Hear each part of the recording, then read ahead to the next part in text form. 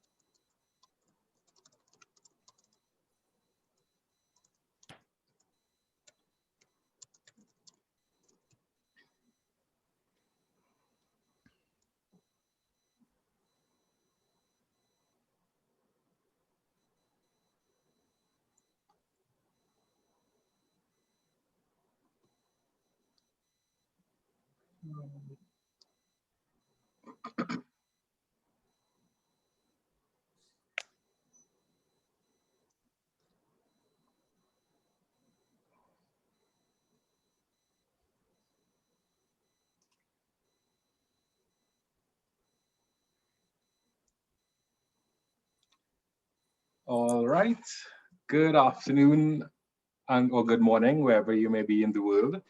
To all our participants who have registered to be part of this great panel on the nature of Caribbean development that looks at the implications of the recently launched Economics of Biodiversity, the Dasgupta Review to the Caribbean. Of course, as we go through today's program, you'll learn more about the review itself, as well as its implications and perspectives from the region by our experts that you will see on screen here today. The Crabbe Foundation, of which I'm the Chief Executive Officer, Omar Mohammed, is extremely pleased to be able to bring this discussion to you, especially as it's centered on something of key importance to us, namely how we better center nature into how we make decisions from a policy to practice level. The Crabbe Foundation, as some of you all may know, has had over 20 years of experience in doing just that, in helping persons, communities, practitioners, and policymakers better use the available science to make better decisions about how we all live in a more sustainable way in the Caribbean primarily, but also around the world. So through this work and this experience, we have decided to launch in 2021 a natural capital hub for the Caribbean, where we aim to focus primarily on helping private sector and other development agencies better consider how to use the principles that you may hear about today in integrating natural capital thinking and, of course, biodiversity and nature into how you make decisions about business, about finance, and similar types of initiatives, as well as to help curate and sort of lead dialogues like this, what we're having today, around how everyone in the Caribbean can better make decisions that support a resilient, biodiverse region and keep nature at the center of how we make decisions. So today we brought together a very distinguished panel of persons who are related in some way to the work of the foundation. We have Professor John Agar, the former trustee of the foundation, one of the most preeminent Caribbean scientists, and a steadfast champion for keeping nature at the center of everything we do within the region. We have Jennifer Raful, another member of the Crabbe Foundation family, former independent senator, and an advocate for transformational social change. We have Dieter Baumann, the lead economist for the Caribbean region at the Inter-American Development Bank, who you would see is a multifaceted researcher bringing together multiple streams of data to help make decisions. And we have Ian Dickey from FTech, Economics for the Environment Consultancy Limited, out of the UK, who is one of the key architects in the multitude of different ways that we're now looking at economics to incorporate nature and biodiversity. And of course, all this is moderated by Alexander Gervan, who will keep us on track today as we move forward in the proceedings. Alexander is a trustee and director at the Crabbe Foundation and one of the leading upcoming voices in environmental economics within the region itself. So as we move forward, we really want to pay special attention to stimulating conversation around the review, because like, a similar review in the early 2000s, the Stern Review, this review has, incredible significance for how we look and consider nature from a multitude of different perspectives, not just economics, but also the ethical and moral dimensions to how we incorporate nature.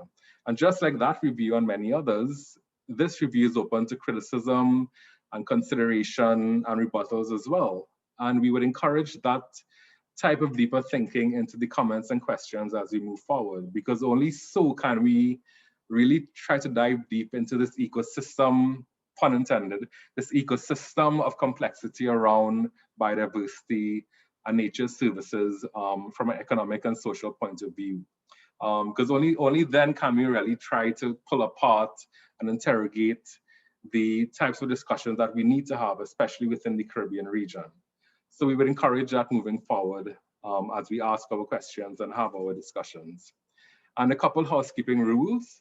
The participants on the Zoom will be unable to unmute or activate your video throughout the course of today's session. However, you will be completely free to use the Q&A function that you would find at the bottom left-hand corner of your screen. Use that primarily to ask your questions, which Alexander will be able to pull on later on in today's agenda.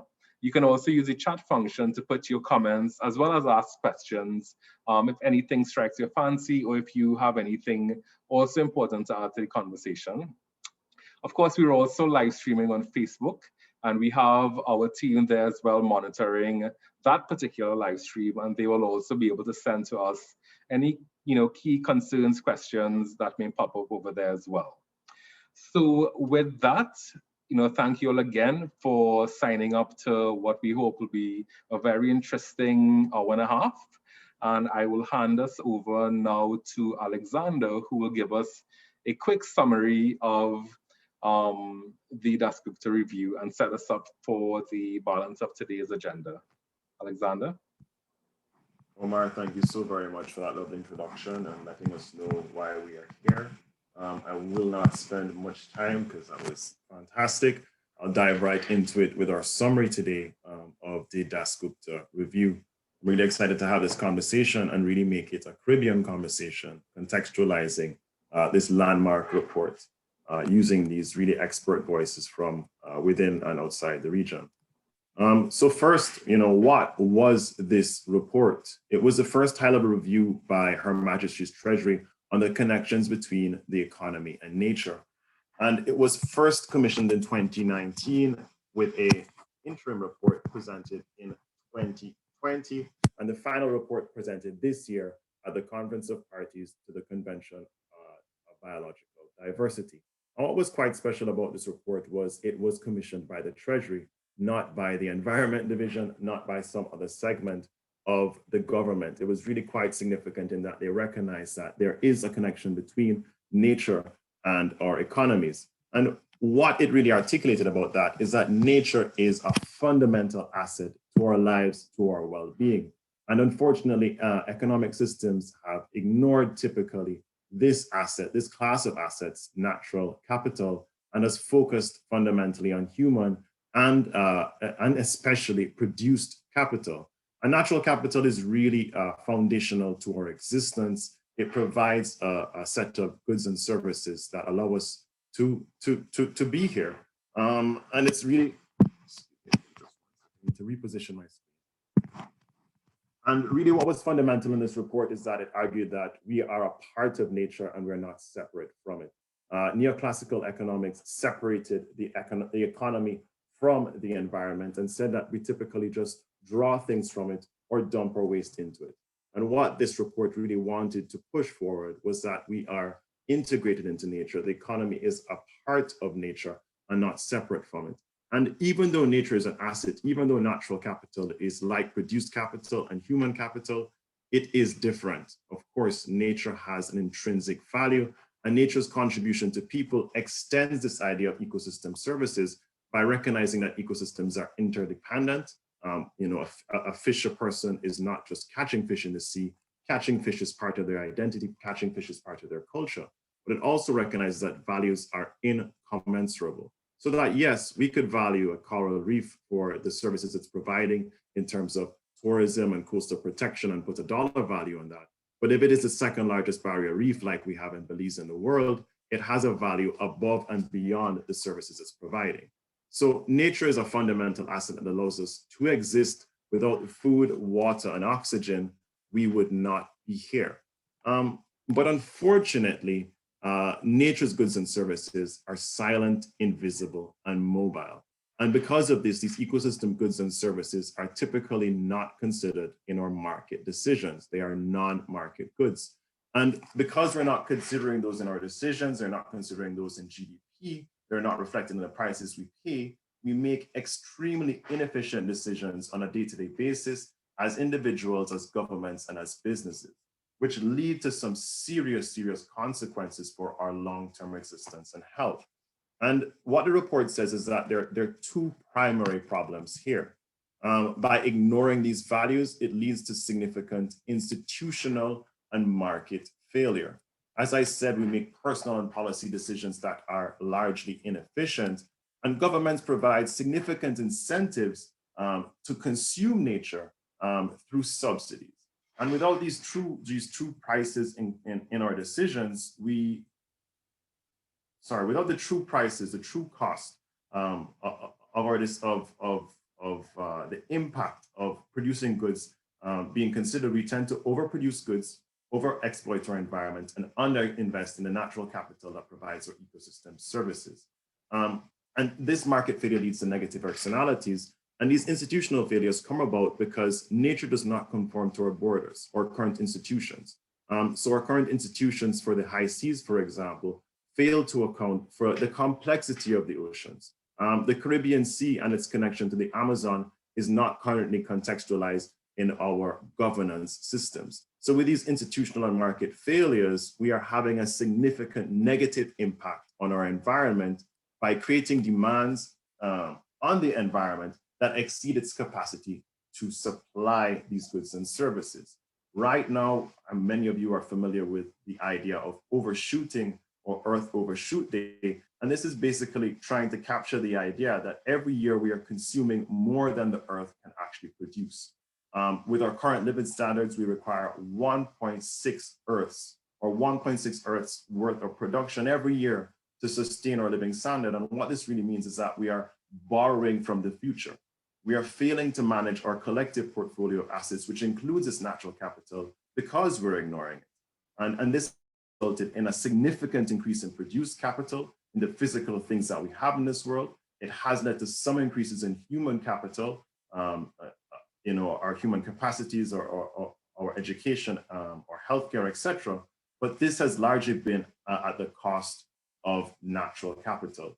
Between 1992 and 2014, we've seen a 40% decline in our collective asset stock of natural capital.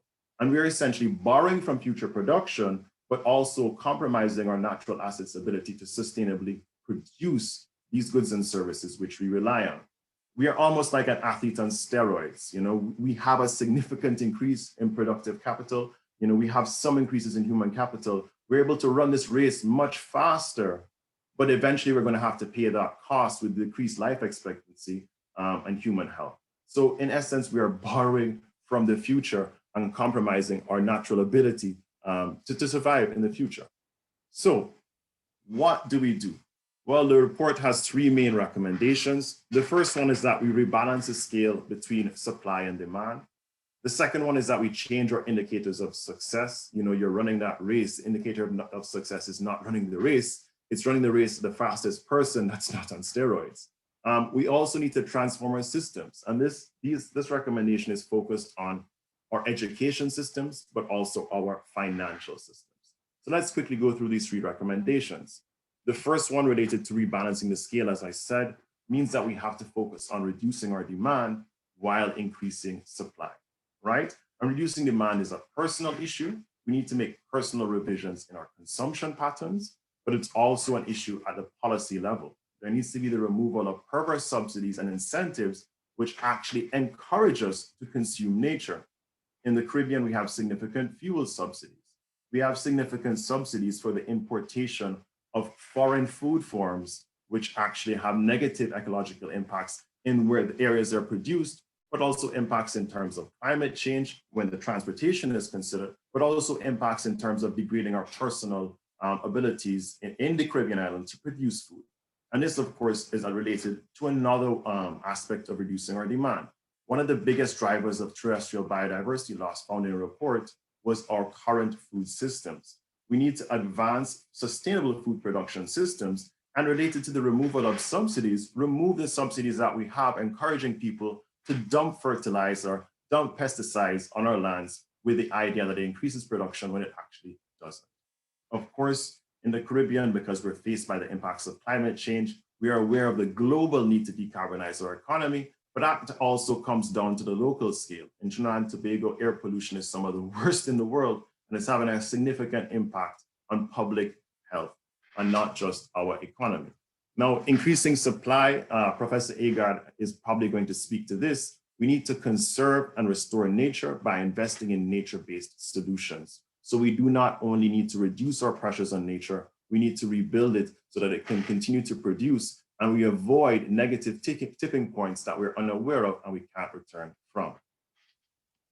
The next recommendation is changing our indicators of success. Excuse me. GDP is deeply flawed on what got us to this problem. It's what got us to this problem with this negative 40% natural capital balance.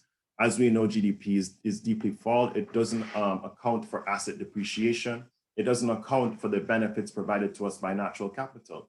GDP is actually even sexist in unaccounting for the significant contributions that women make to our well-being and welfare. So we need new measures of success. And this is not just at the business and personal level, but at the government level. And Jake is going to speak to this. He's going to speak to natural capital and the need for the integration of natural capital into our national accounting systems, which produce GDP figures. The UN has produced a new set of accounts which considers some of these things, and hopefully we'll hear about that as well today.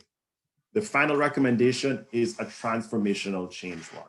We need to transform our institutions and systems, and the focus here is placed on financial and educational systems. Currently, banks are focused on projects which maximize, as I said, these flawed indicators of success. So we subsidize construction, we subsidize the extraction of resources, and we subsidize the destruction of our mangroves and our other valuable assets. So we need to change finance and financial flows and rethink investing and move towards impact investing, and maybe thinking that impact investing, which is maximizing not just financial gain, but also social and environmental gains, is not impact investing, it's just investing. It also requires us to transform our educational system. Again, here, we need to change our indicators of success. And Dieter has some very interesting information on how changing our indicators of success with education systems can potentially benefit us. But we also need to revise how we're teaching our children in terms of our relationship to the environment and the importance of it to our economy. So that was a quick summary of the Dasgupta review. It's, of course, a 600-page report, so quite a challenge to try and summarize it today. But we're going to hear a number of perspectives from our extremely interesting panelists about its implications for the Caribbean. So, Omar, I'm going to turn it back over to you and stop my screen share.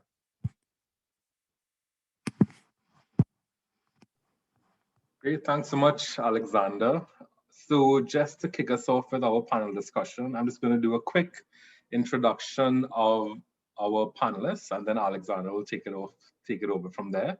So of course, many of you all will know our first panelist, Professor John Agar, very well known within the region, being the lead author of the UN IPCC 4th and 5th assessments on climate change.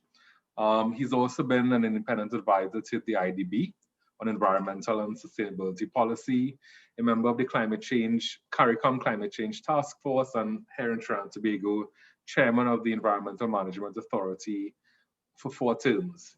However, just recently in last year, he was appointed by the UN Secretary General to co-chair the eminent panel of 15 scientists who will be putting together the 2023 Global Sustainable Development Report.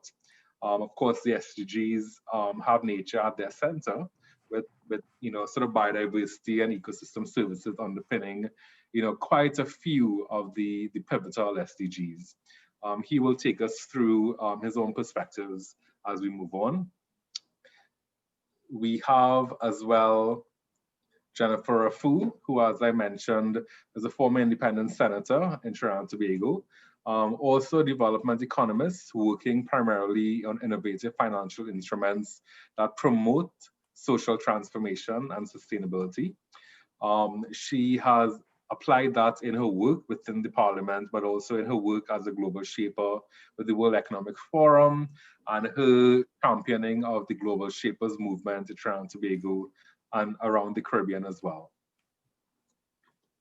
Then we have Dieter, who is the lead economist for the Caribbean at the Inter-American Development Bank. He has led a lot of their seminal recent work on resilient institutions.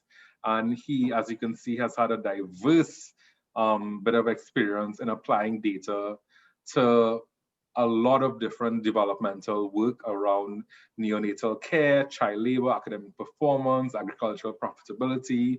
And he's going to bring that today to our panel discussion to show us how data can be found in many different places and can be applied in many different ways towards making better decisions about development. We have Ian, and Ian is a director at FTech, which is one of the most eminent environmental economics consultancies in the world, out of the United Kingdom. And he has worked for over 20 years in natural capital accounting and is actually an author on the Natural Capital Protocol and was technical author of the UNDP's Biodiversity Finance Guide. Ian's also joined by his colleague, Jake Kuya, who is a technical lead on natural capital accounting and is responsible for a lot of the work that FTech is doing in the Caribbean, in the UK overseas territories, which we'll also hear about in a little bit. And just a little bit about Alexander. Like I mentioned, he is a director and a trustee of the Cropper Foundation, as well as an environmental economist. Right now, he's working within the Caribbean on ecosystem services assessment, and as well as developing sustainable value chains for the blue economy in the Eastern Caribbean. And while at the foundation, he worked primarily on issues around economic valuation of key ecosystem services under the Project for Ecosystem Services, which was done in conjunction with the University of the West Indies, St. Augustine campus. So those are our panelists today. And Alexander would then take this over and lead us through today's sessions. And I will come back and join you all at the end to give some closing remarks. And just to our participants, please again, feel free. There's a Q&A box at the bottom left-hand corner of your screen. Use that and the chat function to give us your thoughts and comments as we move forward. Alexander, over to you. Great, thanks so much, Omar. So, we wanted to start by first giving the panelists an opportunity to speak about the report from their perspective, the perspective, of course, of their industry or sector. And we're just going to go through each person quickly for 5 minutes. Professor Agar, I see your video is not on, but you're the first person who is up. If you could turn your video on, unmute yourself and give us your perspectives on the report, please. Okay, in my 5 minutes, I'm going to just highlight some of the points you just made and also make a few little criticisms, okay, with regard to the report. So this report, which is, as you indicated, was 600 pages long. It's not an easy read. Although it's rigorous and credible with complex mathematical equations, and it is meant for a highly educated person. And because it's 600 is long and it's very complicated, many people won't read it. That's the first criticism. There's no summary for policymakers, no executive summary, and so forth. And this has been a major problem with Dasgupta. I have met him in person in Paris. We've had dinner, we've chatted and stuff about what we were both working on. And I know he's had a problem before with this matter of being so complex. And in one case where he wrote a report on natural capital for India, the Prime Minister said, could you summarize this? And he refused. Okay, he said, if you don't have the time to read through my whole report. I'm not going to do that, okay? So as those on the others who are speaking on the call will know, very, very high level executive people don't have the time and they need it to be summarized, and he refuses to do that. So that's part of the first little criticism. Um, you know, it's most unfortunate. But the key points that you already reiterated were the key messages is that nature is our most precious asset, okay? And he thinks that's being ignored. And if humans destroy nature, they will vanish from the planet, because nature provides ecosystem services such as food and water and oxygen. The oxygen we breathe comes out of trees. They take in our carbon dioxide and they put back out oxygen. And if we destroy nature, we will vanish from the planet. Um, you know, there's wildlife, there's pollination, even pharmaceuticals come out of nature. And consequently, it makes absolutely no sense to destroy nature. It's a valuable asset. Um, so despite our economies being embedded in nature, it seems to be not valued by our current economic system, I think is the point being made, that really is nature is regarded as a free asset, okay? And that's a major mistake. So economics has to be changed, because that failure, it has led to unsustainable exploitation of the natural world, and a big gulf between the demands put on nature for economic growth and the ability to regenerate becoming too large. So we're destroying more than we are producing, and that's some of the points that came out. So we need to fix this. And he's mentioned things. He had a chapter on payment for ecosystem services and natural capital and so forth. Complex, okay, mathematics, equations, and so forth, to correct what we're doing wrong, which is we're taking nature for free. And that's a major mistake. And one of the points that you mentioned earlier was that, you know, countries seem to base themselves as their key performance indicator is GDP and money. And that's a major mistake, because there are other forms of value. We'll have another talk on the natural capital in a while. You know that we'll get down into that, but natural capital, not everything can be put into dollars and cents, okay?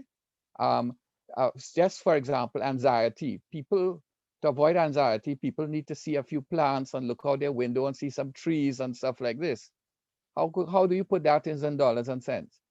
Okay, you know, so those are some of the things that he has been pursuing for a long while, and seems to be quite annoyed that a lot of it is not being taken on and destroying nature.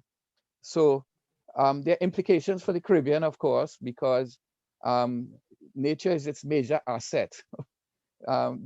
You know, nature and its environment. The Caribbean, you have cleaner air, water, biodiversity, you have warm temperatures, no winters.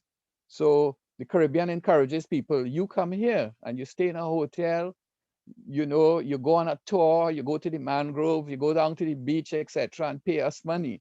And that creates, those assets create a lot of jobs in hotels, by people buying food, going on tours, and many jobs for many in the tourist economy. So why would you destroy nature in the Caribbean when that's the asset that is bringing people here and spending money? That doesn't make any sense. You have to protect nature and restore nature. So, you know, that asset of value and well-being and future prosperity is quite critical. Mm-hmm. So one of the things that he didn't address this to was really the time to act is now for politicians. Right. As I indicated, those who are in office now really need to act now. We can't rely on the educational sector that you spoke about, which he wrote about in the book, of, you know, teaching children so that they value nature and so forth. that's in the long term, but we need some action now. And he needs to address politicians. That is why he needs to have a short summary. Right. They Perfect. don't read long things. This is for economists. Okay. Well, so, Prof, thank you so much. I mean, thank you so much for that. I mean, thank you so much for, connecting those two critiques, its length and the fact that education is passing the buck a little bit later on. Yeah. Those are quite valuable, but also connecting it to tourism and anxiety nature, which is quite important to anxiety, especially right now with COVID. Those are really very valid Caribbean connections. So thank you. Thank you so much, Prof. Okay. All right, Jennifer, are you here with us? Former independent senator and, of course, quite active on the social front. We're really happy to hear your perspectives, maybe activating the report in the Caribbean. Thank you. It's an honor to be here. Let me please first express my gratitude for the invitation and my respect to all the panelists and to Cropper Foundation. And of course, Alexander, to you as the moderator. I still insist that your TED Talk was the best Caribbean economist TED Talk I've seen. And it's on this very issue of natural capital. So it's really a pleasure to join in the conversation today.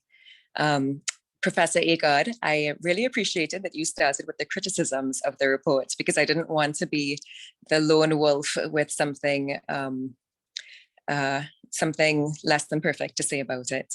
My impression of the report is that the direction is fantastic, meaning that we need to figure out how to bring about the environment as a priority for action in terms of investment and protection. But I am unsure if changing GDP metrics is the way to go, if it's going to be the tool to get there. If you had asked me a few years ago, I was gung-ho that GDP was the absolute problem in terms of why the environment and other things like mental health, as you had noted, are so secondary to well-being, secondary to financial accumulation as the first priority. So if you'd asked me a few years ago, I would have said that GDP was the problem. And now I feel that GDP is still the problem, but I don't know if natural capital accounting is the way to go. There are so many things that are difficult to put values on. And as we've seen with our political system, for example, whenever there are things left out or loopholes, there are opportunities for things to be manipulated and for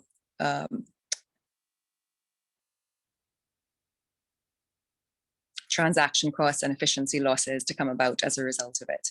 So I think there are other mechanisms that are much more promising. And I know it's not the direct conversation of today's talk, but I wanted to mention them. Impact bonds, we spoke about impact investing briefly thus far.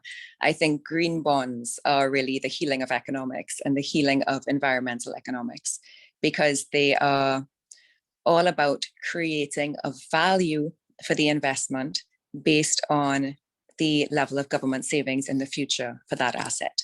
So, for example, a green bond could be that we invest in drainage solutions in the current time period and regeneration, so that in the future time period, we save on things like forest fires and flooding.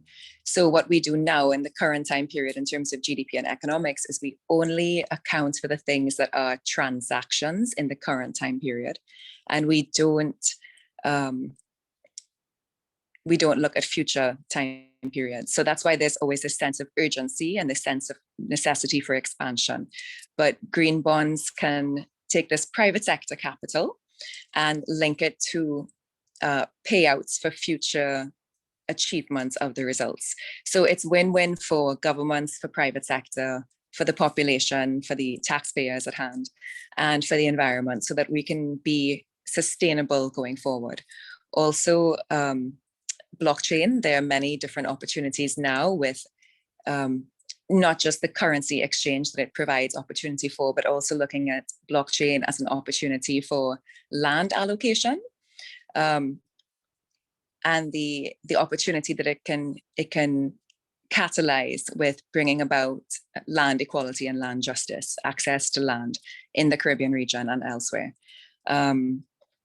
Recently, I had the reflection on GDP that it's almost the opposite of what we think. So we have been taught in school that GDP is larger for developed countries and smaller for developing countries. But if we think about it this way, from understanding that economics is a science of human behavior, we are taught about comparative advantage looking at a national scale, but comparative advantage of a nation is just the sum of the comparative advantages of individual citizens. And every individual, Alex, I can see you smiling. Yeah. The comparative advantage of every individual is enhanced when we have access to land. Then we can grow our own vegetables. We can produce what we need in the household. And this is the exact problem of GDP. GDP does not include household production. Right. And the founder of GDP, Kuznets, he had said that it is not supposed to be seen as an indicator for well-being. It's just an indicator of production. So this issue of household production, access to land and equitable access to land, I think is combined with green bonds is the healing of economics going forward.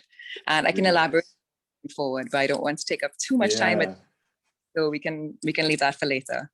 No, I mean, that was really exciting, Jennifer, because you started by saying, GDP is not the only problem, and the report didn't go far enough, which, people do agree with. It was still an environmental and economic report in that it's promoting very neoclassical economic approaches, but maybe we should be pushing for an ecological economic approach, which is even bigger, as you said. But you also hammered home some of the limitations of GDP, but also one of the findings of the report was that, yes, a lot of the wealth is located in the global north, but most of the natural assets, which is a true wealth, are located with us.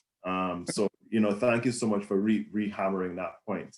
All right, let's move right on to Dieter. Dieter, you have really nice perspectives on the nitty-gritty, the math that Professor Agar was explaining, but also coming from the IDB and knowing your work, you have a lot of perspectives on institutions, on this challenge of transforming institutions. Really excited to hear your perspective now on the report. Yes, hello, can you hear me? Yes, we can. Okay, great, thank you very much. So first, thank you very much for the invitation. It's an honor to be here with all so nice panelists. First, let me apologize. I have to be honest, I haven't had the opportunity to read the report. We just confirmed this participation yesterday, so I haven't read it. But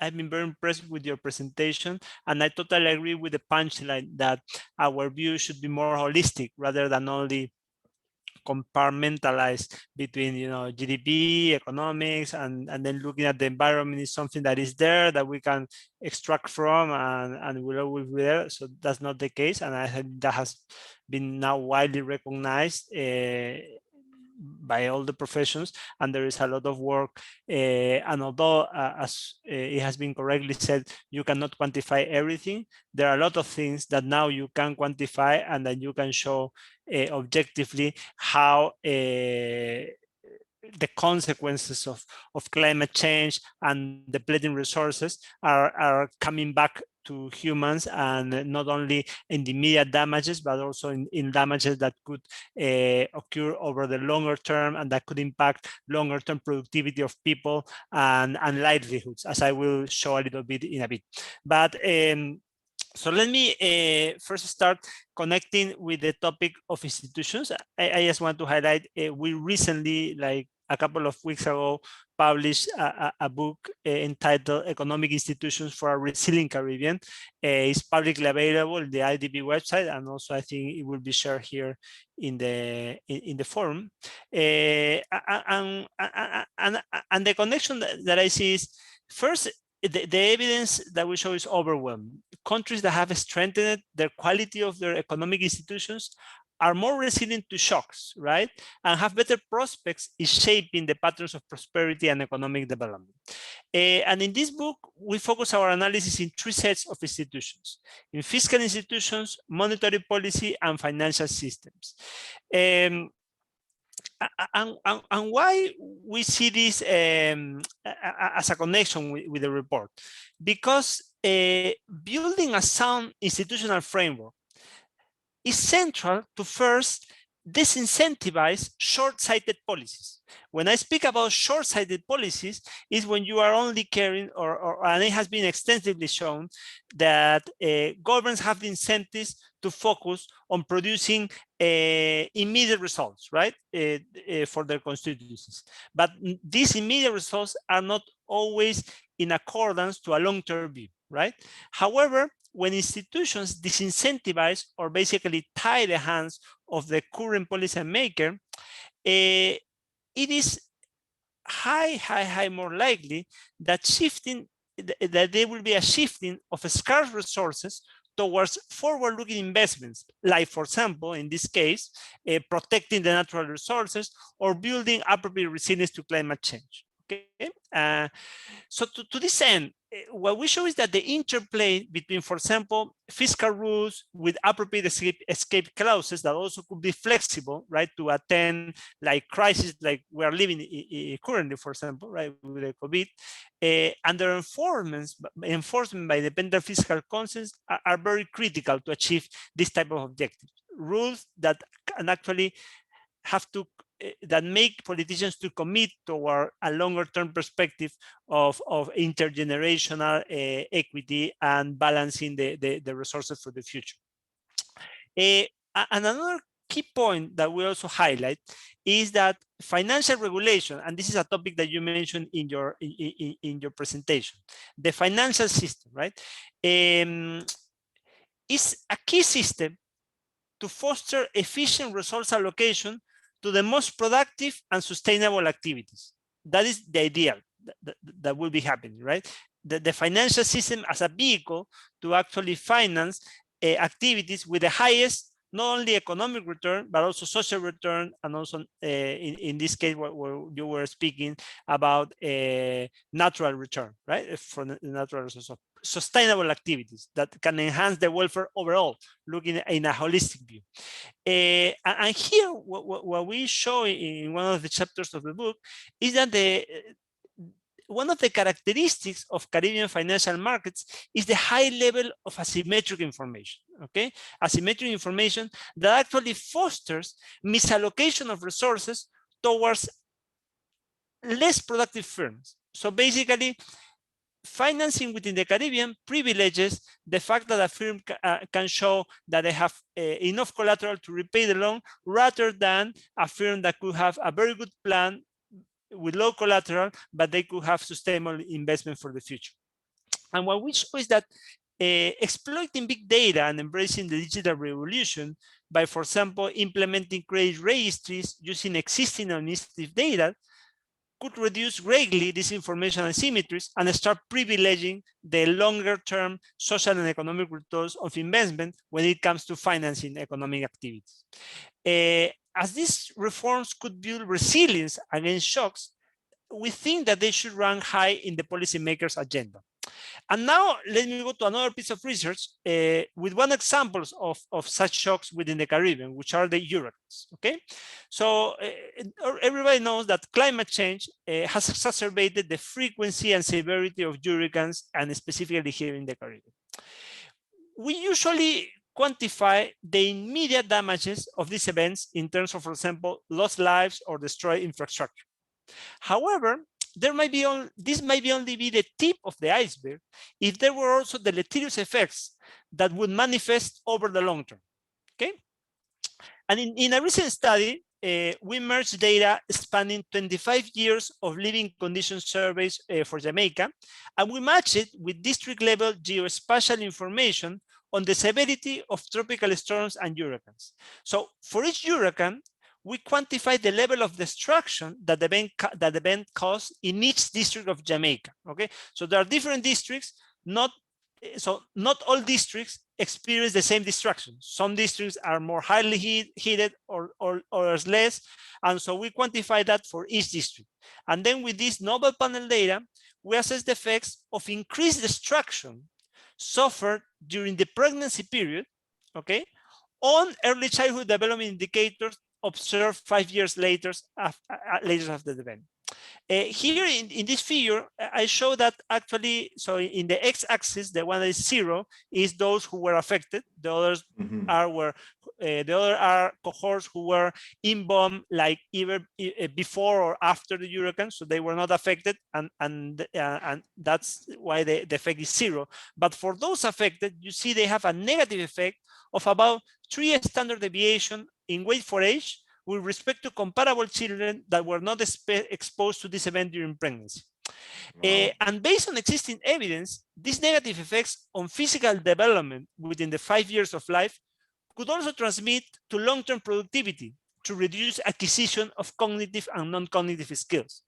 Wow. Consequently, our findings reinforce the importance of having appropriate safety nets and an holistic view in place, because our actions, and in this case, it's not only Caribbean actions in terms of polluting, Caribbean citizens' actions in terms of polluting and so forth, what you were mentioning about the air quality in Trinidad and Tobago, for example, but this is a global problem, right? This is a common good. So, and basically, if you see the global emissions, the Caribbean is a minor contributor, but given this climate change and the intensity and severity of hurricane, is one of the largest affected regions of the world.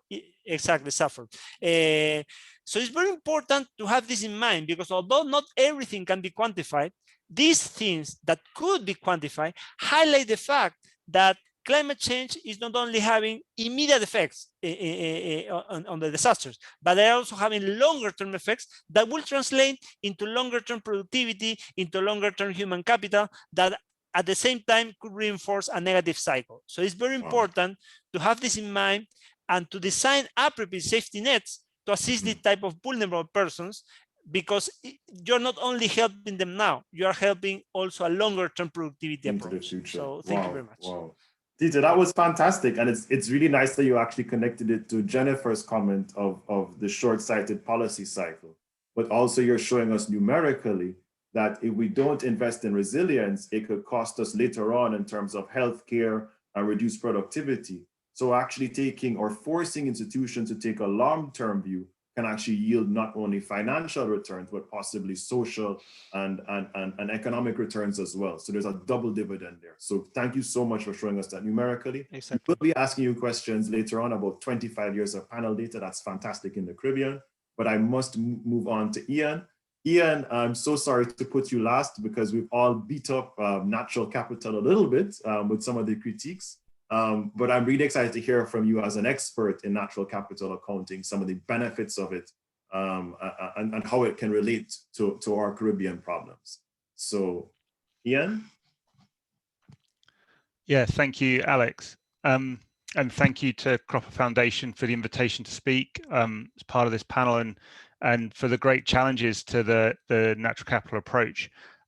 Maybe firstly should point out that Dasgupta Review is the Economics of Biodiversity, not the whole of natural capital. And actually the purpose of that is partly because biodiversity is one of the harder parts of the natural capital picture to account for, to get data for. And Dasgupta makes some really useful points around that to bear it in mind in the natural capital picture and also in wider decision making. I don't think we should criticize him too much for not taking the messages there and summarizing things. That's partly our jobs as environmental professionals and economists, and the other skills we have is to build some of his recommendations into our communications.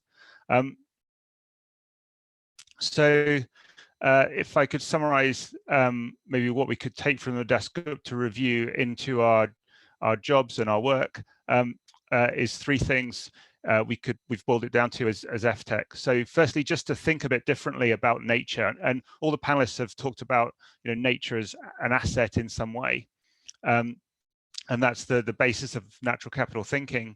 But what Dasgupta is saying is, well, biodiversity is the resilience of that asset. So any set of assets that are more diverse are going to be more resilient. That's the case for a financial investment portfolio, and it's also the case for natural capital. So we need to keep biodiversity to keep the resilience of nature. Once we've recognized that, what can we do more practically to act differently? And firstly, we need to look after nature that we still have. The UK is one of the most depleted natural environments on Earth, so we also need to do a lot of restoration. But that goes for everywhere in the world, not just looking after what we have, but also restoring the natural environment. And you might immediately say, well, how do we pay for that? And the point was already made about this by Alex about the scale of subsidies that are going into activities that damage the environment. So a key thing would be to pay for nature's restoration by redirecting some of those resources from damaging activities. And then finally, the measurement piece. Different views about GDP, and GDP is certainly very useful for what it does measure, but we need to make sure we understand that correctly. The majority of value of natural capital is not measured by GDP until it's destroyed. So actually GDP goes up when we asset strip nature, and that's not a good measure of overall well-being. That doesn't mean we should necessarily get rid of GDP completely, but we definitely need to complement it with other measures. And that also goes for financial accounts in business. We need to complement the existing financial measures of success with other measures. In terms of trying to put those things into practice, I would say, well, point to our work in the Caribbean. So we're doing natural capital accounting with the governments of the 5 overseas territories, UK overseas territories in the Caribbean. So just producing now baseline natural capital accounts as a way of quantifying and valuing the key natural capital assets, the benefits it provides to those territories. And I would say, to the point Jennifer made about other economic instruments like green bonds, absolutely have fantastic potential, but you need to identify where to use which kind of economic instruments, which assets do you want to link green bonds to. And I would say natural capital accounts can help you make those decisions by understanding which are the most important assets to different communities. On Montserrat, the water supply from the Center Hills is one of the key assets on the island. For some of the other overseas territories, the vulnerability to storms means that reefs and mangroves areas are the key assets for that resilience. And we can understand that and have numbers to quantify it from the natural capital accounts. They don't give you the full solution, but they give you better information to act from. And finally, the actions we're trying to take at the moment. So we're looking to recover from the horrible effects of the COVID pandemic. And I would say, understanding natural capital assets gives a really good basis for those investments, and a much better investments than some of the built assets that we prioritize as a result of using GDP as our measure of success. So green assets as investments, they usually cost less than built assets. They provide more jobs per dollar, usually. They cost less to maintain in the long term. And the natural environment can sustain itself, so the assets last longer. And if you think about those as asset characteristics, that makes them a pretty good investment for us. But then we also have to realize, well, we're actually borrowing from future generations to pay for the COVID recovery. The UK actually, in the last couple of years, has just finished paying off its World War II debts, right? That's how long those last. So myself as a taxpayer, I've been paying for the debt that was built up in the recovery from World War II. So just think about, generations into the future that are going to be paying off the borrowing we're doing now. What are we spending their money on? We're spending that on more roads that are going to have, need to be rebuilt 3 times before the debt's repaid, or are we going to spend it on restoring nature, which will last and provide them with benefits, including a more stable climate to live in the future? I'm looking forward to the discussion, and I think that there's a role for natural capital in building up how we respond to the COVID recovery, and the Dasgupta review gives us a really good reminder to keep biodiversity as an important part of that picture. Well, Ian, I really have to say that we didn't only include Caribbean voices on this because it was really great to hear from somebody who is embedded in this conversation in the UK. Thank you also for pointing out that a summary does exist. I believe it was put in the chat, and also for clarifying that this report really was about biodiversity, which is so complex for people to understand, but also contextualize. I really particularly liked your comment about World War II. I mean, the UK won World War II and you're still paying off debt. It's kind of absurd. And I think it really begins to present to people the opportunity of investing in the right things, particularly in the context of this COVID recovery. You made a really fantastic defense of natural capital accounts as a tool, but also pointing out that not all, with that hammer, everything can begin to look like a nail, and there are other tools that we should potentially be using. So thank you so much. And I think with that, we're going to move straight into the moderated discussion. You mentioned some of these green assets, Ian, some of these green investments that we can make. So I wanted to maybe turn it over to Professor Agar and ask him a question. I wanted to ask him, what are our best options for investing in nature to maximize its ability to provide ecosystem services and increase its resilience? What are some of these nature-based solutions that are being deployed in the Caribbean, and which ones do you believe are particularly exciting and we should be focusing, investing on in the future, Professor Agar? So turning it over to you. Yes, so we haven't made much progress in the Caribbean. Some of the things have already been mentioned about natural capital and payment for ecosystem services and so forth. And the Caribbean has a large opportunity to embed those ideas in a very pragmatic way going forward. Some things that have been mentioned, like green bonds and there were even blue bonds as well. Seychelles is the one who has first instituted blue bonds as well. But to get away from the idea that everything with regard to nature is for free. Okay, so there have been proposals about when you visit certain sites that you should pay, for example, and the money should feed back into those who are maintaining the site, for example. That's one of the approaches to payment for ecosystem services, in fact. So those are really important ideas. One of my criticisms was related to when you're dealing with politicians and ministries and so forth, the budget preparation, they each produce a budget every year. And that budget is usually produced by a ministry responsible for finance. And that ministry, if there's a ministry responsible for environment, there's no cross discussion. Because I think those who are in charge of the environmental part will push some of these ideas. And that's part of the reason why it doesn't get embedded. It's really about how much money can we make. And and there's a lot of physical policy measures that need to be introduced, where removal of subsidies for things that harm nature, like intensive agricultural inputs, and that impose something on biodiversity, and also ends up increasing taxation. Those are some of the kind of practical approaches that need to be embedded. And also one of the issues that came up earlier was related to trade policy, where we're giving export credits for some things that harm biodiversity, related to forestry and paper and other things like that.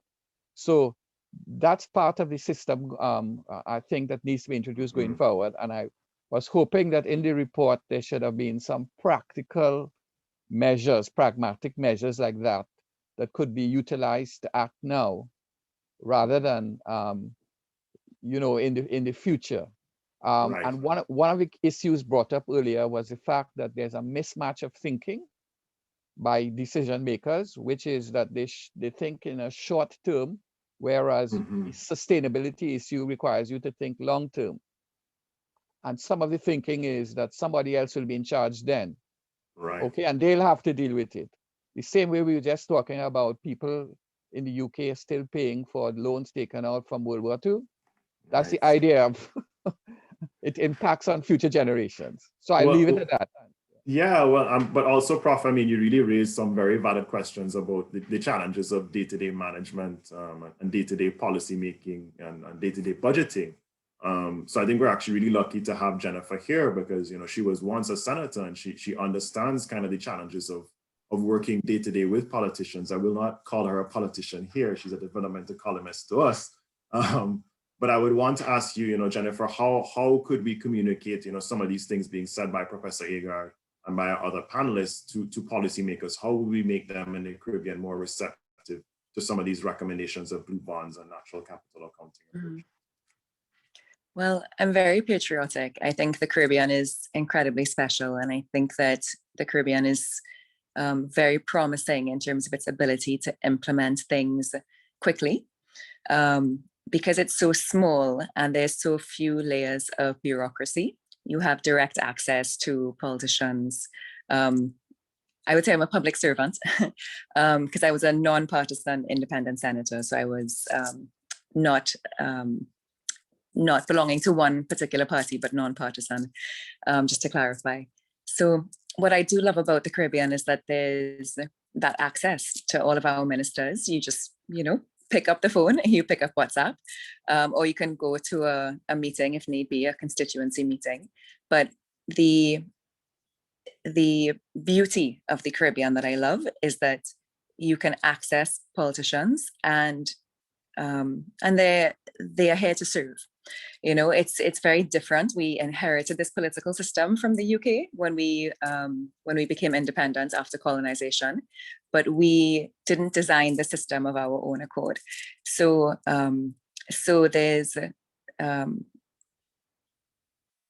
there's a difference in how political systems are run here compared to the UK. When I was first a student, way back, my major is economics, but I did a minor in politics too. And when I first started, I remember being so confused because in Trinidad, we have very little difference in ideology between our two major parties.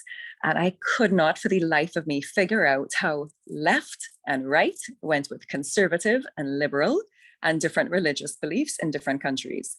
And I find that the great thing about here is there isn't any ideological difference really between any of the major parties. It's just that different people gather in different groups of people they trust, and they vote based on who they think will be a better leader and who will have more integrity. But because there isn't any particular ideological difference and it's a smaller country, it's easier to access your leaders. So I think politicians are really here to serve.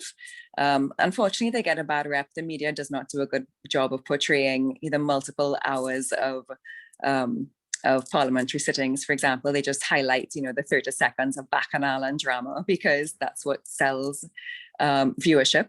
So in my experience, leaders are really there to serve. They you know, don't get that full portrayal, but if you reach out and want to make a proposal or a presentation, they're more than willing to listen. The interesting thing I find is not actually the access to politicians, but it's in communication.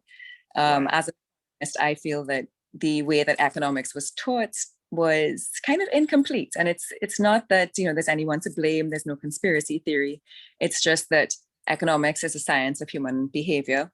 And a lot of times we make assumptions because we don't have data. And it's interesting, we, you know, as most students do, you learn something, and then if you don't fully understand it, you just memorize it. Mm-hmm. And what I really loved about growing up here in Trinidad was that our school system and our teachers emphasized understanding and not just memorization. So again, this issue of GDP is so fascinating because when I first had to learn it in school, I said, but that doesn't really make much sense. How is this supposed to be a measure of well-being? And then a decade ago was another report that came out from another government. That was the Stiglitz-Sen-Fitoussi report, 2009. Right. Trinidad twice that year to discuss it. And it was fascinating because that year Trinidad hosted CHOGM. So we had, you know, half of the world's leadership here, and Stiglitz spoke about it. So I think that economics is not always explained very well. Mm-hmm.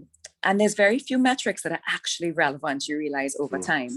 So you watch the financial they'll throw 1,000 figures at you, you know, talking extremely fast as if this is all very, very, very important. And Right. and usually the only numbers that matter in terms of fiscal considerations, fiscal meaning government, is expenditure, revenues, and debt. Most of the metrics aren't relevant at all. So GDP is almost completely irrelevant because there's a big difference between GDP and GNP. GDP is gross domestic, GNP is gross national product. And the difference is what is owned by foreign ownership or any dividends that are sent outside of the country. You know, so I'm going to wrap you up right there by saying, you know, that was it was really nice for you to say, listen, you know, if we're communicating to policymakers, maybe we need to understand that there are a few headline things that they focus on, and maybe we need to Trojan horse these environmental issues into it, but also that in smaller islands, we have more access to our policymakers. I have some thoughts about the education comment you made, and I think Dieter can maybe contextualize. But before I do that, this issue of scale and size is also a challenge for us because, you know, collecting the data for these kind of reports, you know, requires large, in theory, government institutions to collect that data. So I know that Ian and Jake are doing specific work on natural capital accounts in the Caribbean. I wanted to ask them, you know, does this require a significant amount of data? How is it possible to collect that data in the context of a Montserrat, which is 3,000 people? And, you know, how are these natural capital accounts helping them as well in that tiny context? Ian? Yeah, so I'll start and say just something about the accounting process, and then maybe Jake can add about the specific experience in those UK overseas territories.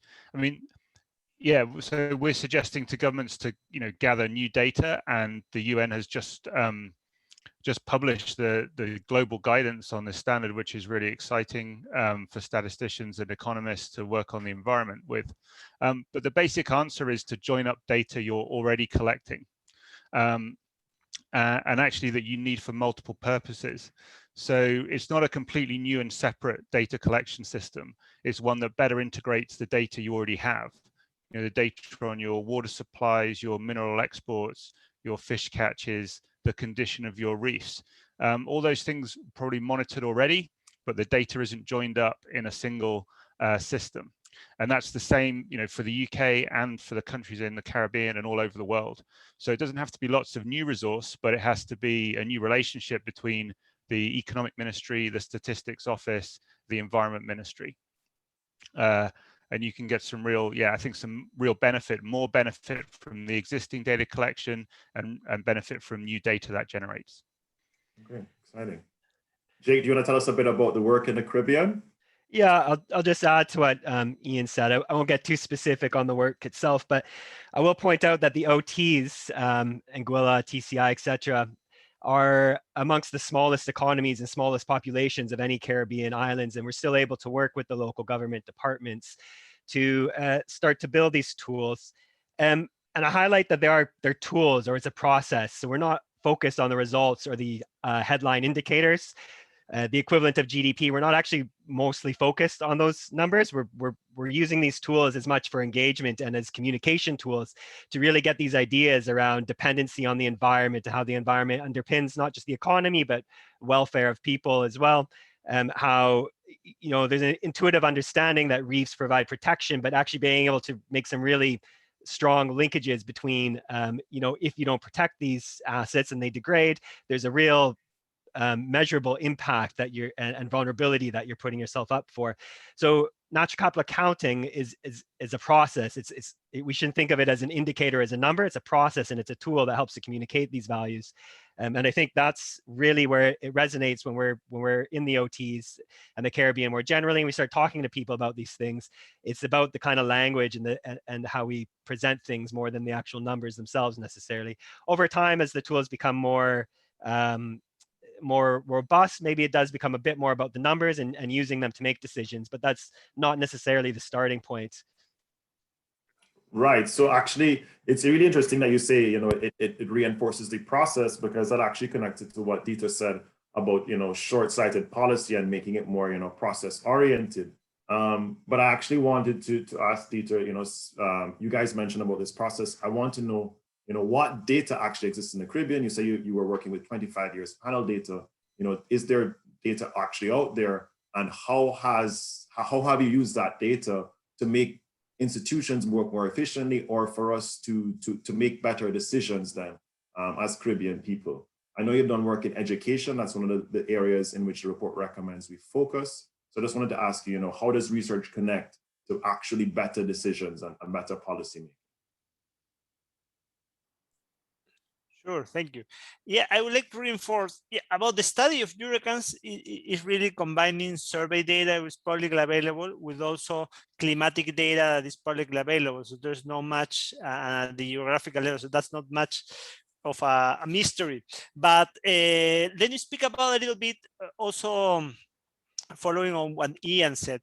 A lot of times there is a lot of data, but that is not being used appropriately, and it's not being appropriately organized to be useful. Okay, and let me speak about a couple of examples of two recent studies, one in Trinidad and Tobago and another in Barbados. So I'll speak with the one of Trinidad and Tobago. So and this is a study trying to look at how effective and efficient is the overall educational system as regards to the secondary school placements system in Trinidad and Tobago. So first, there is, for example, there are different agencies that routinely collect information of citizens' behaviors and outcomes. For example, in this case, Trinidad and Tobago. And I will speak about the agency that we work with in this project to assemble a unique database. So first, every year in Trinidad and Tobago, students used to take a national exam at the end of primary school, the secondary entrance assessment, as it's called.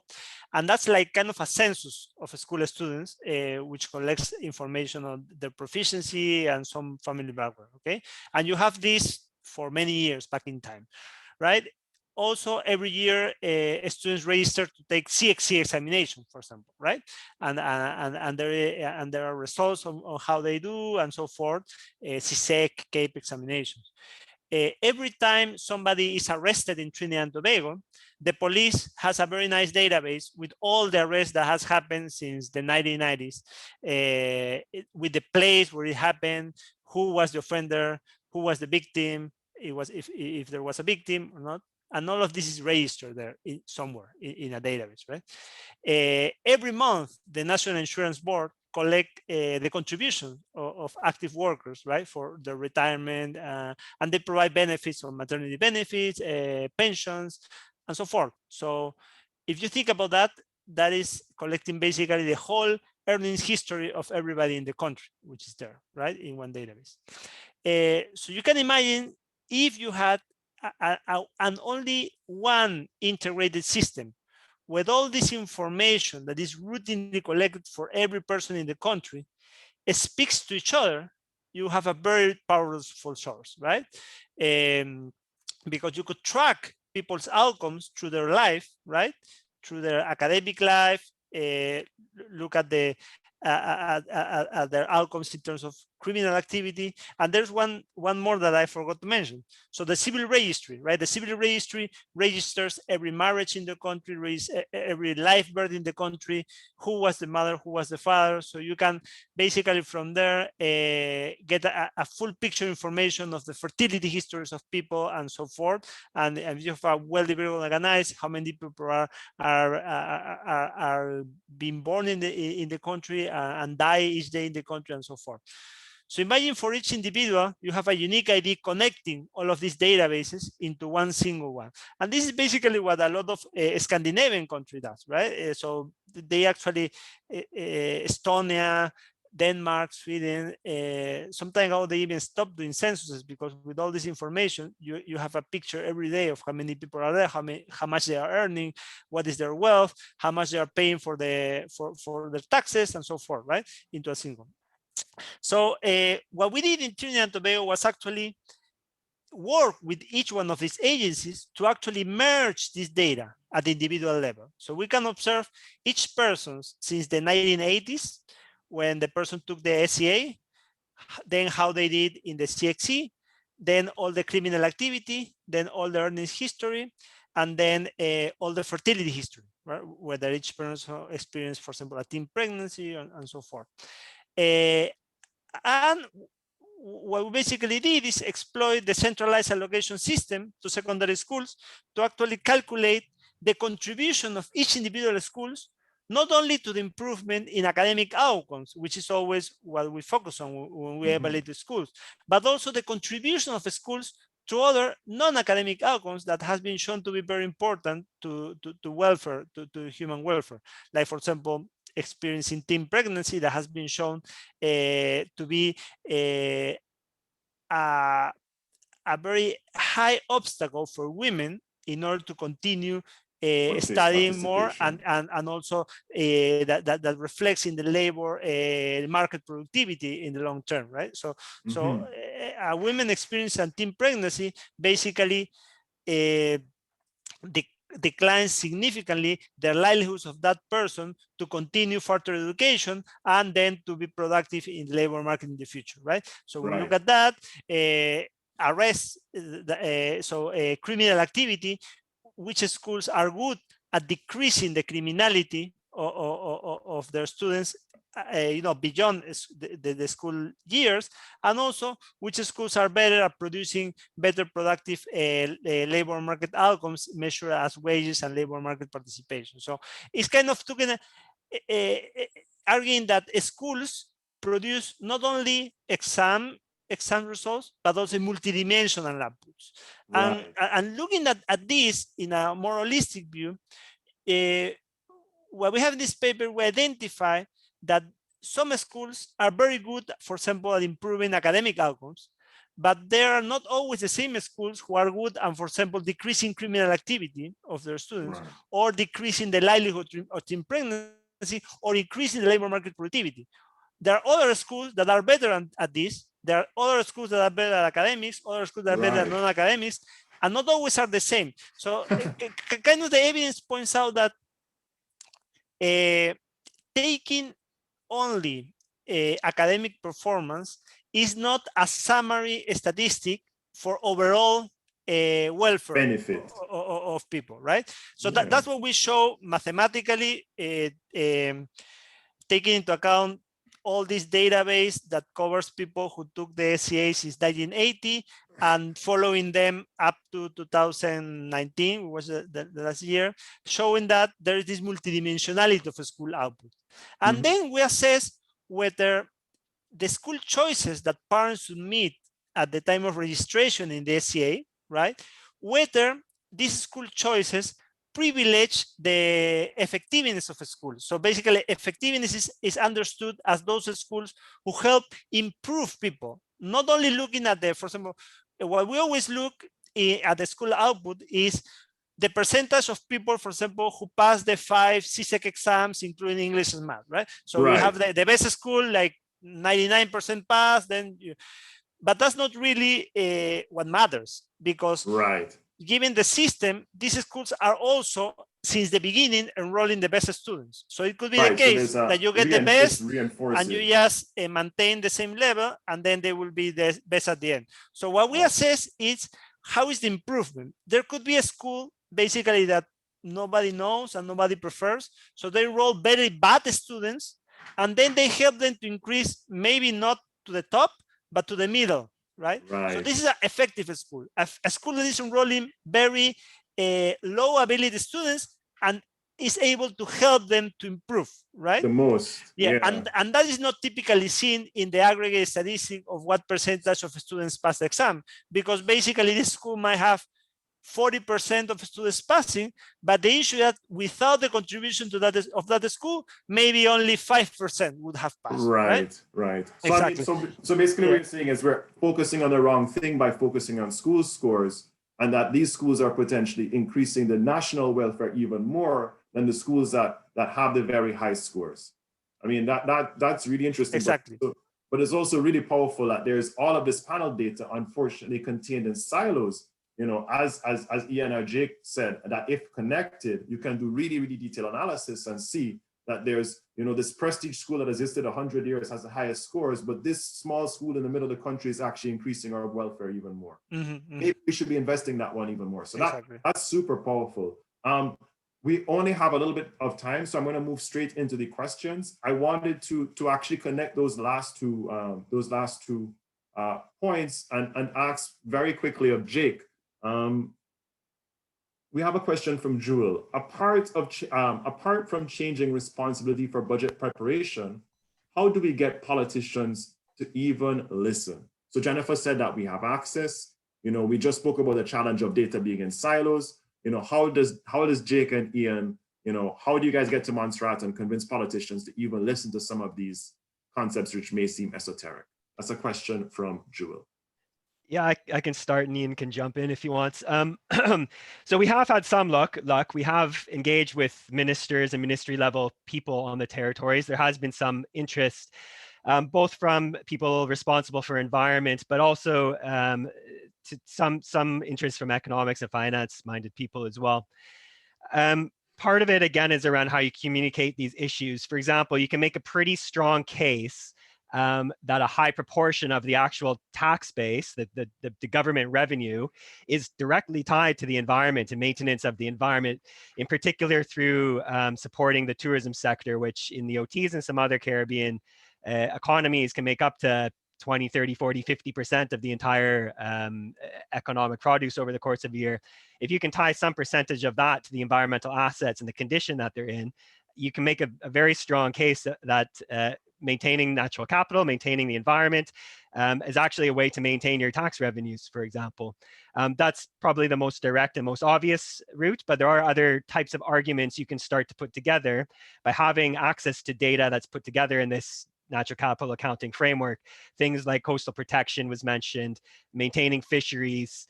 There's increased interest with even through COVID and green recovery of becoming more food self-sufficient. You can start to collect data that can start to make a case for that. I'm not saying this is kind of off-the-shelf uses of the accounts, but you can start to use them to start formulating these kind of arguments, and that can be quite powerful for engaging people.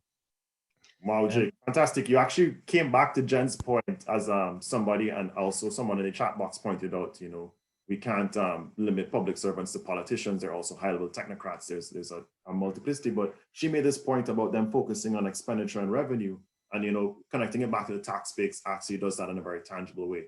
Ian, I don't know if you had any additional comments as to how we can capture the ear of the politicians and policymakers.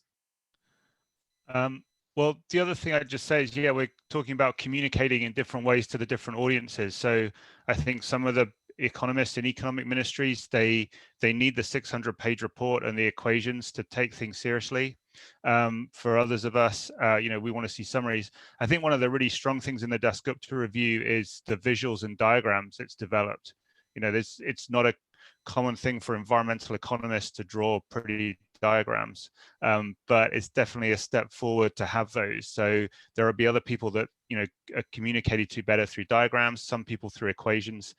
We need to use all those tools to get through and link things up. And just one other link that hasn't been mentioned is to the SDGs. And actually the measurement system for developing natural capital accounts will include a lot of the things you need to measure for the SDGs. So, for example, I mentioned the Center Hills on Montserrat, wanting to measure them as a key part of water supply and biodiversity, but also measuring forest intactness from satellite data will help, is an indicator for the SDGs. So you need to link those processes up, not duplicate them. And then that data becomes, you know, something that people have to pay attention to for multiple reasons. So some be motivated by SDGs, some by the importance of the water supply to the economy. All those reasons are important. Wow. All right. Thank you so much. And also for connecting it to the SDGs, maybe also conveying to our governments that, you know, this is a powerful tool for monitoring SDG commitments and achievements along those scales. Let me just check what else we have in terms of questioning. Oh, this is actually one that may be interesting for Omar. We have, what is the responsibility of the general public in shifting towards long-term visioning and evaluation? I think that may be an interesting question for Omar as the Cropper Foundation. Yeah. Yeah. I thought I was just the introducer, but I'll jump into the panel as well. I believe that was Jewel who asked that as well. I think it's important, and Jillian, I think, also mentioned it, that it's very important to know what you're trying to say and to whom you're trying to say it.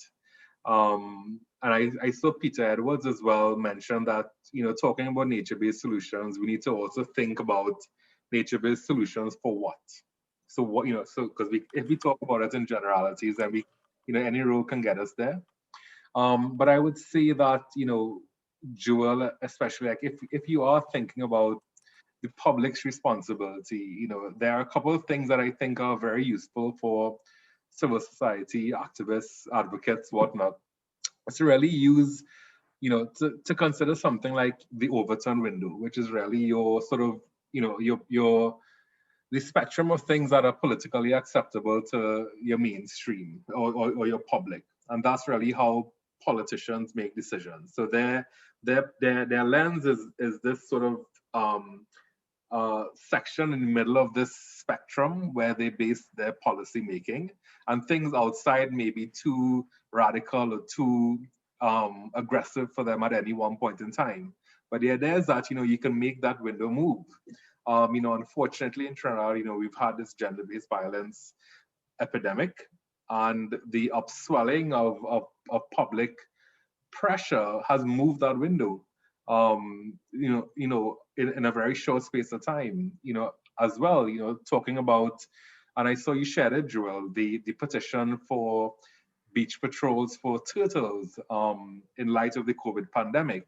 Again, like a decade and a half ago, 20 years ago, people didn't care about leatherback turtles.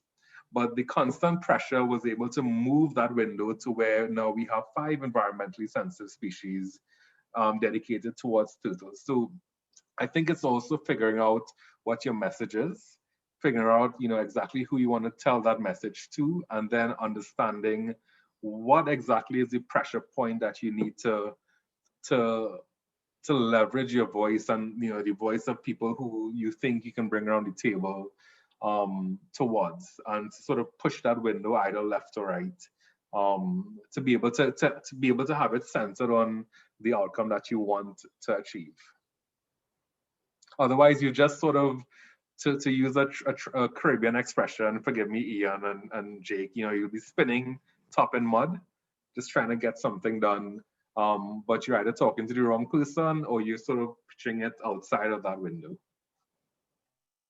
Great, Omar. Thank you so much for giving us a very pragmatic view as to our role as citizens and members of civil society. I don't know if people want to add any more questions to the chat box. We're coming down to the last minute. Maybe actually I would ask our panelists to quickly say if there were some research needs for the young people on the call, or the young scientists, if there were some research needs in the Caribbean that you would maybe say are a priority. I would want to ask Dieter as a very active researcher, maybe Professor Agar as a very Caribbean person. What research needs would you focus on as our last question looking forward? Professor Agar, maybe you first. Well, we have discussed the importance of the value of nature, and we had some little feedback on natural capital, and of course there has been an approved standard for including some of those things. That's a very important area of research, in line with Dasgupta's direction that not everything of value could be put into dollars and cents. Yeah, there are other forms of value. So I think that might be an important thing. One other thing I want to state is that in the discussion that just took place about some saying that they don't have access to ministers and stuff like this, how do they get heard? Well, there are new important tools available to the public, like Facebook and Twitter and etc. Even a former president of the United States used to use those things. Okay, although he's been banned, but anyway, I'm just saying those are powerful tools to make yourself heard. Okay, and it goes global, and that makes politicians pay attention. So I'll leave it at that. Thanks. Well, thank you, Professor Agar. It's great to hear a scientist talk about the power of social media. Dita, if I could maybe ask you, if you were a young researcher fresh on the block, what kind of research would you be looking into and doing in the Caribbean related to these topics? Yes, first, I think an overall point that it would not be relevant only to these topics, but for any topics. Contrary to what is believed, so when I started working for the Caribbean, so I started working at the IDB and another unit, and then I was offered to come to the Caribbean. And basically, there was always the belief that there's no data in the Caribbean. What are you going to do there, right? And basically, I started working with that idea. But then, when you start looking into the Caribbean, you find out that there is a lot of data, but that is not being used. Right? And this is the topic that I was looking about, saying in my presentation. And I just look here a comment in the chat. It says, it's a very good point of the data. However, everything is conducted in silos, and there's a lot of resistance to sharing data. That is a hurdle that really needs to be overcome, so we could actually start seeing trends and predicting causal relationships, so we can start addressing the real problems. And I think that is precisely to the point that I was going to mention. Even though there is a lot of data, it's not being used, it's in silos, and that is a huge missed opportunity in general for the Caribbean. And I think this would require a high-level approach of realizing that data is very powerful, not only for doing research, but for policy design. All this data could be used for tax systems design, for design of social safety nets to compensate vulnerable persons to climate shocks or to social status, to do a lot of things, right? And it will be very simple. I mean, just by in every transaction you do with any agency, consign an individual unique ID that most of the countries have that assigned to the people at birth, then that will be the only thing that will be needed for all this data to be interconnected, right? And then investing in a system that interconnects that, protecting confidentiality fully. I mean, currently with a digital revolution, there is very low likelihood that confidential information that should be from the National Insurance Board or whatever is not respected. Basically, everything is encrypted, a unique individual ID. You don't need to know who the person is, but all this data interconnected is very powerful for policy design. And I think that is something that the Caribbean should think about, because it's a lot of richness, a lot of resources that are there totally unused and that could be used very well for many purposes. Yeah, well, I'm happy that you're in the region digging into the filing cabinets and the data. Thank you so much for pointing out the power of maybe connecting things, and hopefully we have some high-level policymakers here that can relay that message or the power or the benefits of it. Jennifer, we're coming down to our last minutes. I wanted to give you a chance to give us, some closing thoughts, parting thoughts. Sure. In answer to your question about advice to a young researcher, I think this topic of impact bonds are really important. Interestingly, the IDB has only had one impact bond, and it didn't end up going to completion because the right metrics weren't chosen to be effective. So what impact bonds are is, you all must know, well, the audience must know the expression PPP, or public-private partnership. If you read our Vision 2020, it's on every single page. And our government is always saying that, whenever there's a deficit, they would like to get money from the private sector. So they usually call it PPPs. But impact bonds are a newer, more effective iteration than PPPs. So they are a way of taking an investment from the private sector, but they're an investment into an initiative in the current time period with the expectation of having future savings. So again, with that example of investing in drainage or in forest fire prevention, but having the intention to have savings in these areas in the future. So the issue is that it's difficult sometimes within the within the environmental economics community to find the right metrics. So usually with these kinds of bonds, there's incentives to the private sector. So the NGOs that do the reforestation work, for example, are guaranteed to be repaid for their work. But the private sector entities that put up the capital, they would usually receive incentives for having different impacts. So for example, for the larger impacts, there would be a higher rate of interest or repayment. And again, this would also lead to higher savings for the government, higher savings for taxpayers, better environmental conservation impacts going forward. But the issue is that sometimes it's difficult to find the right way to measure impact in a short-term time period. So that's very, very critical. My understanding is that looking at water retention in soils is a very critical marker because it's a proxy measure for looking at the biodiversity and the microbacteria within soils, as well as it's great for looking as an indicator of carbon capture and climate change prevention. So that's one very solid indicator that we do have, water retention in soils. But having more indicators would be able to strengthen the ability to see these green bonds being implemented in the Caribbean and elsewhere. That's awesome. So basically, we need young people working on alternative indicators of success so that we push towards, better outcomes. That's really great. And I'm intentionally asking Ian and Jake to end. I wanted to ask Ian and Jake. You guys are doing really interesting work in the Caribbean. If you could, work in other Caribbean islands, what kind of work would you want to do? And any other closing remarks? So Ian and Jake. Well, maybe Jake can talk about, building up accounts. I'll answer your question about maybe what young people can research quickly is, I would say whatever your specialism is, or your interest is, there'll be a climate change and a biodiversity angle to it. And I think all the great contributions to the other panelists have demonstrated that, such as Dieter's data on the link between climate and pregnancy.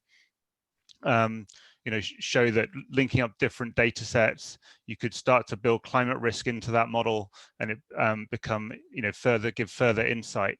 And we need people who can, join up, work across disciplines to, implement more sustainable options. Well, you actually also gave us one of the conclusions of the report that we need to have more polycentric approaches, which are linking, knowledge from different fields. So thank you so much. Jake, if I could ask you about the work you're doing, but also if you were working not only in overseas territories, what kind of work you would want to do? Yeah, I'll answer that. I'll remember to turn my camera on this time. I'll answer quickly because I know we're a bit over. So specific to the work we're doing in terms of what kind of a data or research is needed, there's quite a bit out there on kind of market values. There's quite a bit out there on tourism, tourist appreciation of the environment, but there's a lack of data, at least that we found, on local Caribbean islanders' use of and appreciation of the environment. How many people have barbecues on the beach or walk their dogs inland or go swimming, this or that? We just don't really know, and that's valuable, useful data. It may or may not have a monetary value associated with it, but it's very useful data and evidence that can support both within and outside of natural capital accounting tools, can support policy decision making and planning around how the environment's managed. So real gap in data around local use and appreciation. And more broadly, what would we like to do in the Caribbean? I mean, we are environmental economists. We do think that this natural capital accounting, environmental or ecosystem accounting tool is valuable. But I do appreciate all the criticism that we've had. I don't think anybody thinks this is a perfect solution. So it's useful to talk to people with different ideas and from different disciplines and try to understand how some of these things can be addressed, because ultimately we're all, I think, striving for the same thing, which is better, more sustainable management of the environment, so that we can all appreciate the value and enjoyment that we get from it sustainably into the future. Yeah, well, it's actually poignant to have you as a non-Caribbean person recognize those intrinsic values of the Caribbean as not only a gap in research, but also one of the most important gaps to fill. It's actually really heartening to hear that. So thank you so much, Jake. I'm going to turn it over to Omar to close. Thank all our panelists and participants, and thank the Cropper Foundation, for allowing us to have this conversation. So thank you all. It's been a pleasure being here. And Omar, over to you. Great, thanks so much, Alex. So just quickly, this hopefully will not be the last such conversation we have. Because like I said, it's 600 plus pages, even though with summaries, it's still a lot to digest. And I think there'll be a lot of room for digging deeper into some of the findings. I think it will be very interesting again to talk about, some of the sort of recommended solutions, techniques, approaches that the report would have gone into as well. So this today was really to give a quick sort of overview to interested persons about what the review is about, and of course to hear from a bunch of diverse perspectives on some of the general recommendations that were made.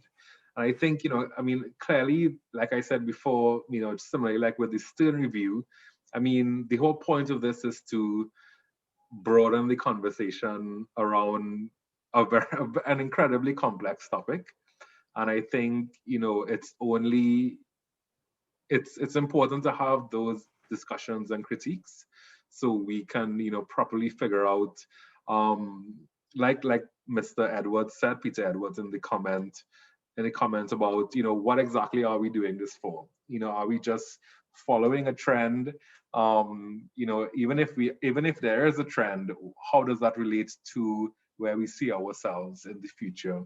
And that we don't just replicate ideas and sort of mirror approaches without properly considering its sort of fundamental impacts on who we are.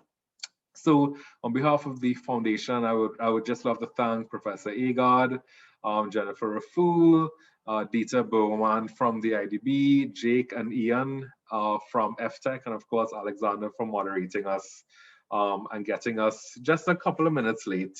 But I really hope everyone enjoyed the conversation.